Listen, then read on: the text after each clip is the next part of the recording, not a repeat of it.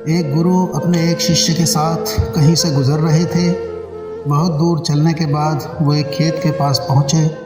खेत अच्छी जगह स्थित था, लेकिन उसकी हालत देखकर लगता था मानो उसका मालिक उस पर ज़रा भी ध्यान नहीं देता है।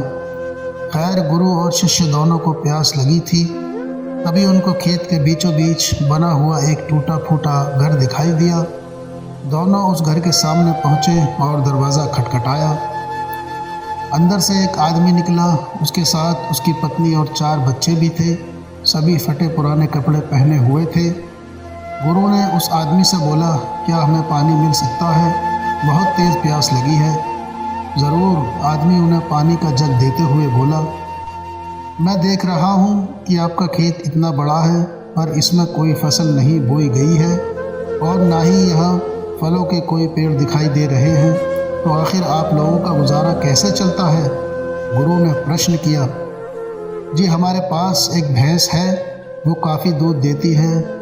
उसे पास के गांव में बेचकर कुछ पैसे मिल जाते हैं और बचे हुए दूध का सेवन करने से हमारे परिवार का गुजारा चल जाता है, आदमी ने कहा।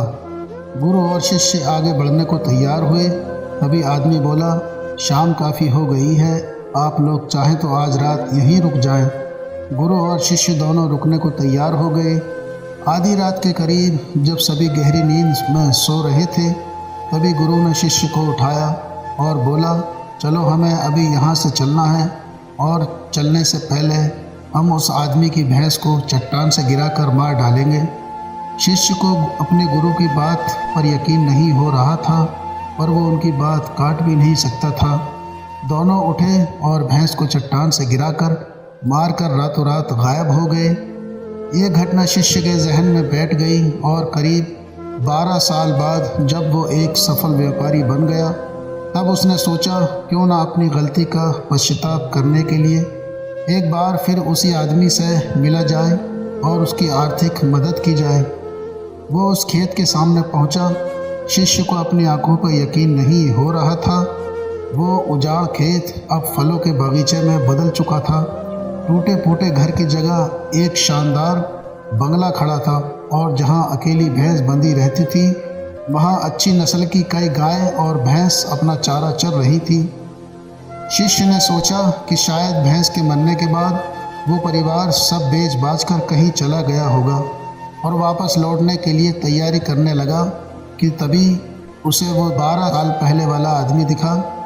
शायद आप मुझे पहचाने नहीं, सालों पहले मैं आपसे मिला था, शिष्य उस आदमी की तरफ बढ़ते हुए बोला। इसके जवाब में वह आदमी बोला, नहीं नहीं, ऐसा नहीं है, मुझे अच्छी तरह याद है, आप और आपके गुरुजी यहाँ आए थे। मैं कैसे भूल सकता हूँ उस दिन को? उस दिन तो मेरा जीवन ही बदल दिया। आप लोग तो बिना बताए चले गए, पर उसी दिन न जाने कैसे हमारी भैंस भी चट्टान से गिरकर मर गई। कुछ दिन तो समझ ही नहीं आया कि क्या करें, लेकिन जीने के लिए कुछ तो करना था, इसलिए लकड़ियाँ काटकर बेचने लगा। तो कुछ पैसे जमा हुए तो खेत में फसल बो दी। सौभाग्य से फसल अच्छी निकल गई। बेचने पर जो पैसे मिले उससे फलों के बगीचे लगवा दिए और ये काम अच्छा चल पड़ा। और इस समय मैं आसपास के सैकड़ों गांव में सबसे बड़ा फलों का व्यापारी हूँ। सचमुच ये सब कुछ ना होता अगर उस भैंस की मौत ना हुई होती। लेकिन यही काम आप पहले भी कर सकते थे, शिष्य ने आदमी से पूछा। आदमी बोला, बिल्कुल कर सकता था, पर जिंदगी बिना उतनी मेहनत के आराम से चल रही थी। कभी लगा ही नहीं कि मेरे अंदर इतना कुछ करने की क्षमता है, इसलिए कभी कोशिश ही नहीं की। पर जब भैंस मर गई तब हाथ पांव मारने पड़े और मुझ जैसा गरीब बेहाल इंसान भी इस मुकाम तक पहुंच गया। आज शिष्य अपने गुरु के उस निर्देश का असली मतलब समझ चुका था और बिना किसी पश्चाताप के वापस लौट पा रहा था। दोस्तों, कई बार हम परिस्थितियों के इतने आदी हो जाते हैं कि बस उसी में जीना सीख लेते हैं, फिर चाहे वो परिस्थितियाँ बुरी ही क्यों ना हो। हम अपनी जॉब से नफरत करते हैं, पर फिर भी उसे पकड़े पकड़े ज़िंदगी बिता देते हैं। तो कई बार हम बस इसलिए नए बिजनेस के बारे में नहीं सोचते क्योंकि हमारा मौजूदा बिजनेस दाल रोटी भर का खर्चा निकाल देता है, पर ऐसा करने से हम कभी भी अपनी पूरी क्षमता को महसूस नहीं कर पाते हैं। और बहुत सी ऐसी चीज़ें करने से चूक जाते हैं जिन्हें करने की हमारे अंदर क्षमता है और जो हमारी ज़िंदगी को भी बेहतर बना सकती है।